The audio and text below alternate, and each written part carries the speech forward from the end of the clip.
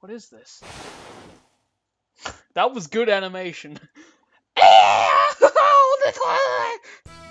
Whoa!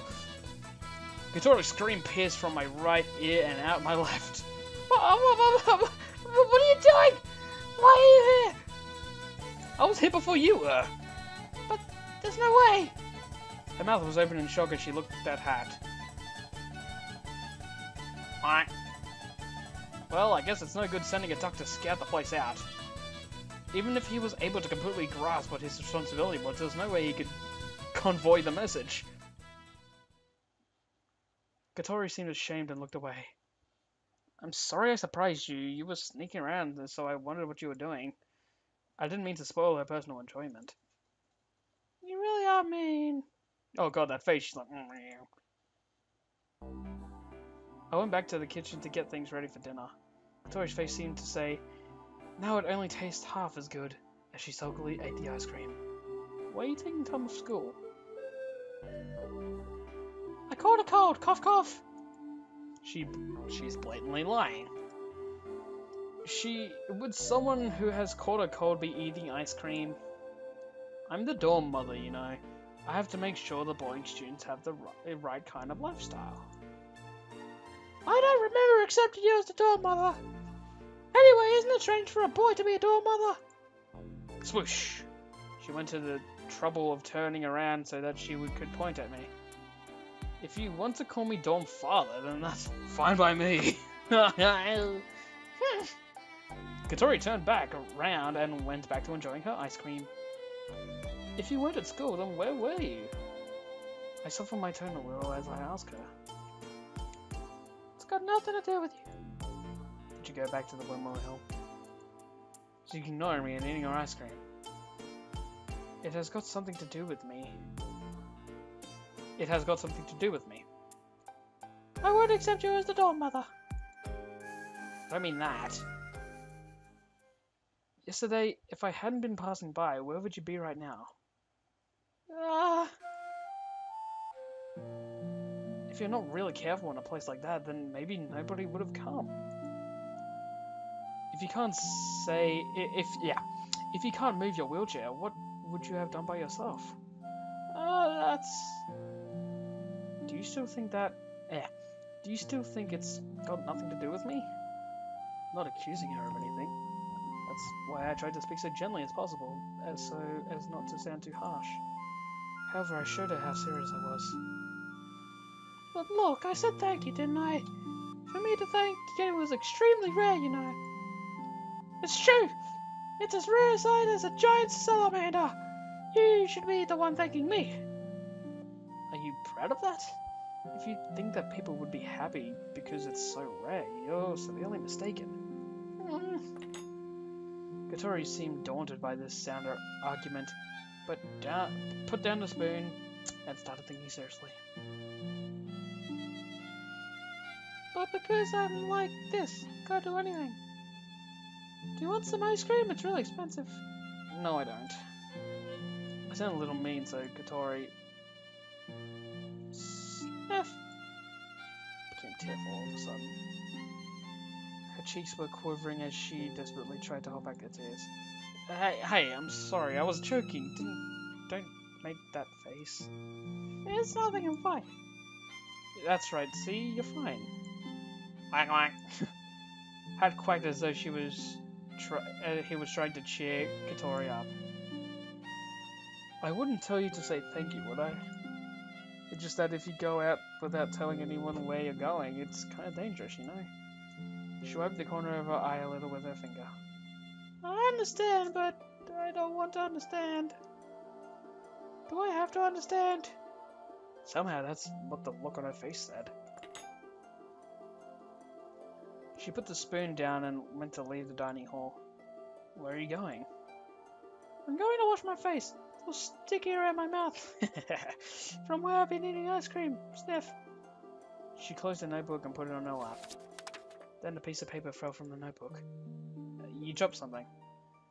Katori looked as though she hadn't heard and left the dining hall. Hat went after her. As the sound of the wheelchair grew farther away, I let out a big sigh. Maybe I said too much. It's just that I really was worried about her. I don't know anything about what's going on with Katori, so perhaps I was unnecessarily interfering. Wait. Speaking of which, she was wearing a uniform. However, she was wearing her own clothes yesterday when she went to Windmill Hill. Could it be that she was actually planning on going to school? It's possible, isn't it? As I thought of that, I felt my mood lighten a little and I picked up the piece of paper that she had dropped. Huh? For a moment, I couldn't believe my eyes. It was a notice for withdrawal from school. What?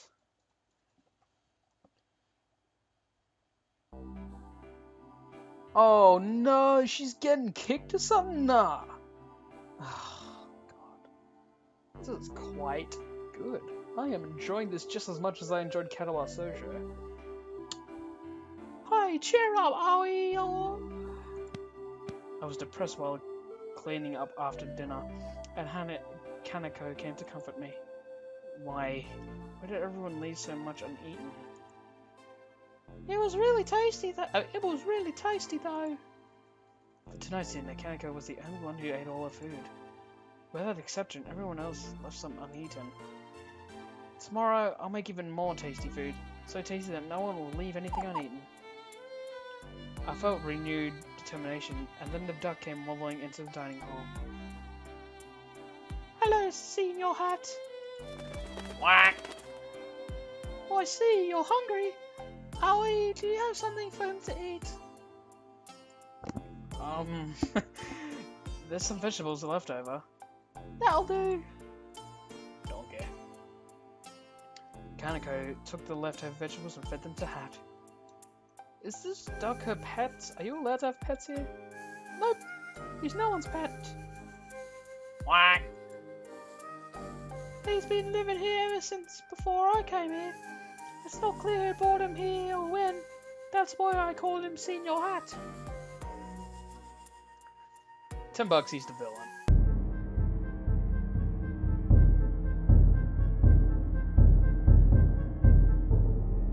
So the owner must have been keeping him. No, it's not that either. She said that hat just appeared one day. That's why, rather than being a pet, he's more like a housemate. Katori also called him housemate. Whack whack. It's a mystery. Once she had finished feeding Hat, Kaneko got out of her seat. Okay, I think I'll go take a bath. Don't go walking around in your underwear again, okay? Or do, I don't care. Huh? Why not?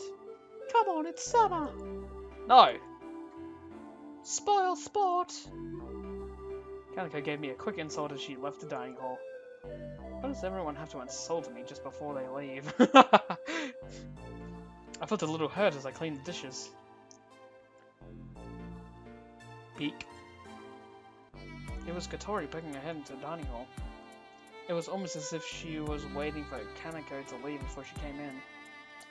She doesn't seem to get along well with her, so maybe she really was waiting for her to leave. I thought she might have come to have dinner, but she appeared to be looking for something. She's looking under the table. Hat, you're in the way. Quack quack. She went around the table once and then came past the counter in front of me. Hey, have you seen a piece of paper? No, I haven't. What kind of paper? Paper is paper. Are you sure you haven't seen it? Positive. You have? Oh my god. Katori groaned while staring at my face as if she were trying to see if I was telling the truth. With a straight face, I wiped the dishes with a towel. With nowhere to check, she went to look elsewhere. I'll put your dinner in the fridge. Heat it up in the microwave and eat it later, okay? I couldn't help lying to her. The thing she was looking for was the withdrawal notice that I had picked up. People were worried that if it carries on like this, she'll stop coming altogether. Looks like she's not really enjoying school. Ajia's words crossed my mind. It looks like Katori really is planning to drop out of school. What am I doing? Why didn't I give her the withdrawal notice back to her? There I stood, not even really understanding those feelings myself. Extend the little wings which fly in the sky highly. Because it's fun!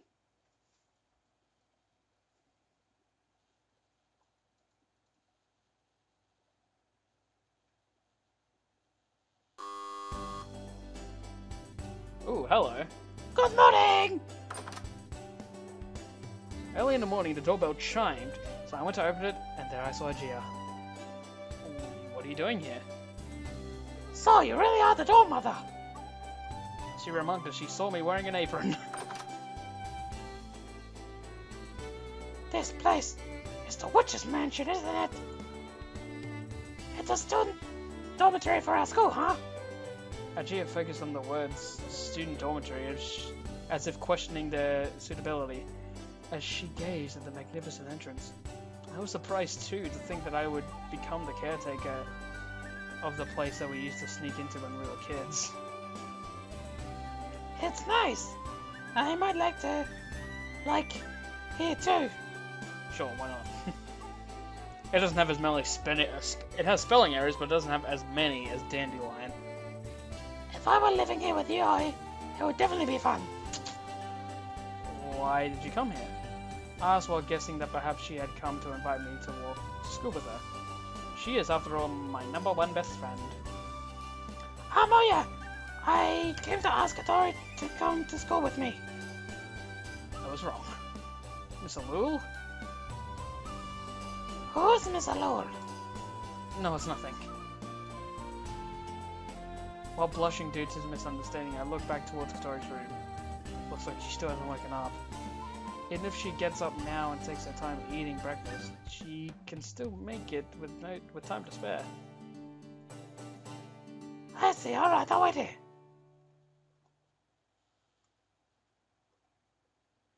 Thanks for the food!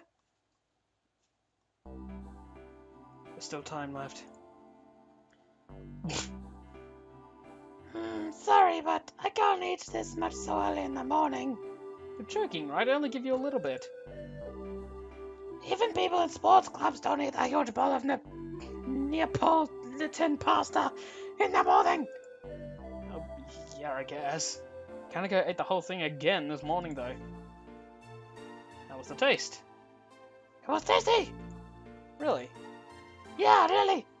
But there was a lot of it, so I got tired of eating it halfway through. With good food, it tastes good no matter how much you eat. You've always had an unrefined palate, haven't you? Unrefined palate, lad! The shock hit me like a bolt of lightning. I hung my head in dismay. Why are you so shocked? Truth is, Achia had revealed the reason why, since yesterday, the boarders hadn't been eating my cooking properly. I thought I'd ask her opinion, which is why I made Achia some food and got her to eat it. It was made from leftover ingredients anyway. Eating things like pork fried with ginger or Neapolitan pasta in the morning, unlikely that goes whatever except that other kind of food. What about something more refreshing? If you're gonna make pasta, why not try tomato sauce or Japanese style? Cooking for girls is so difficult. Yeah, it is. Boy or girl, we're all human. Tasty is tasty. That's what I believed. Just as I was seriously troubled by this, I heard the squeaking and turning wheels coming from down the hallway. First, Hat the duck came into the dining hall, then Katori came in after him. It's the opposite to usual. Why do I have to... Katori rubbed her sleepy eyes and started preparing Hat's food. It somehow looked as if the hungry Hat had woken her up. There! Eat your fill and get nice and fat. Sooner or later I'm gonna eat you. Quack! Not understanding her words, Hat quacks happily as Katori speaks to him and eats his food. Hat is my favorite. It's a duck, how cute! Uh-huh! Katori notices that Ajia is here and instantly opens her eyes. This is a pet duck, isn't it? I've seen one in a TV commercial. Is it yours, Katori? He just decided to live here in my room, that's all. Why are you here? Katori, I've been off school for too long. I came here to see how you are. Do you feel any better now? The teacher or someone asked you to do this, didn't they? No, they didn't actually. Hey, so we got to school together. Who'd you want to go with? Katori gave a and made another one of those straight faces she's so good at. But if you take too much time off, you'll get behind in lessons. I don't think it has anything to do with you. Oh, that's true, you're right, I'm sorry. Who said I was taking a day off school today? Huh? Don't get the wrong idea. Don't get the wrong idea. The reason I'm going isn't because you asked me to. Okay then. Alright, I'll wait for you. I never said I was going with you. I'll go by myself. Katori said with a straight face and turned her wheelchair around. Just as she was about to leave, she stopped the wheelchair and turned around. You two, do you know each other? Huh? Yeah, we're childhood friends. What a pair of idiots. It looks like she has even more of a bad attitude this morning. However, she did say she was going to school. After tidying up the breakfast things, I left the dormitory with Ajia. On our way back to school, somehow our conversation turned to Katori. Is there a reason why Katori stopped coming to school? Yeah, there is. Yeah, I guess there is. Yeah, there is. Katori has a walking disability, right? When we joined the same class in the 2nd grade, it seemed like she wasn't really into it. Sometimes I would speak to her. That's so like Ajia to worry about that sort of thing. If there are any people who don't really fit into the group, or are left out, she won't just ignore them. In the past, that's why I started to play with my boy. So it could have been for the same reason. But for Katori to be like that, to put it bluntly, it seems like she doesn't really want to fit in. Yeah, I can imagine that somehow. When the other girls in the class saw me with Katori like that, they'd get angry. That's when they started to object to Katori. It became a big battle of the girls in the class versus Katori. When Ajia reminded herself of what happened back then, she barely slashed forward. Ajia is cheerful and has many friends. Katori, who didn't respond to Ajia's concerns about her, might have been seen as the one in the wrong by those around them. Since then, she stopped coming to school? That's right. You know, back then, Katori was amazing. She faced up to all the girls in the class and didn't back down at all. Ajia is waving her arms around like someone from a kung fu movie, passionately tells the story. I decided to not ask her what kind of heroic deeds took places, or for any specific details. Well, I didn't expect that. Even just by seeing something in a slightly harsh way, she gets all tearful. Why did Katori come to our school? You know, she doesn't enjoy the lessons, she doesn't try to make friends. The only reason I can think of is that it might be because it has full disabled access. In fact, that could be the main reason. Jeez! How could I do something about this? Looking at Ajia from the side as she puts her hands behind her head and starts thinking things over, I remembered the withdrawal notice I picked up last night. On the spur of the moment, I decided not to give it back and acted like I knew nothing about it. Is she really planning to drop out? Somehow felt like I had picked some heavy piece of lost property. The two of us made troubled faces as walked. Murmur. A quiet strange commotion surrounded us. Most of the other students around us on their way to school were looking in the same direction. Over there was a tall, slender, beautiful girl walking along. Oh, it's her. It was the girl I met in the garage. Everyone was looking at her with curiosity, but it seemed that she didn't notice that other people were looking at her. I was looking at her in the same way as everyone else, but Ajia took the way I was looking in the wrong way. Oh, as I thought, you have high standards. That girl is really famous in our school. The super repeat student, senior man Shakusakuki. Super repeat student? Yeah, she's repeated the same school year several times. Is she that stupid? She doesn't look it though. If I had to say one way or the other, I'd say she's a genius. It's way beyond the level of her having the best scores or anything like that, rather. The teachers have nothing more to teach her. In fact, it sometimes goes to learn from her, it seems. Cleverer than the teachers. Does our school really deal in such specialized fields? Despite that, she doesn't graduate and stays in school. She plans on way to drop credits and intentionally repeats the year. Originally, she was repeating the year 4 more times than the school rules allow, so that's why she's the super repeat student. But it's strange. Does Heo know where to score in the morning? I don't know if she's a genius or not, but she definitely seems like a pretty weird person. Amane. Is that her name? I can't remember. Then abruptly, super repeat student senior Amane Mochizuke stopped walking and looked at the sky. Everyone else moving to her and looked up too.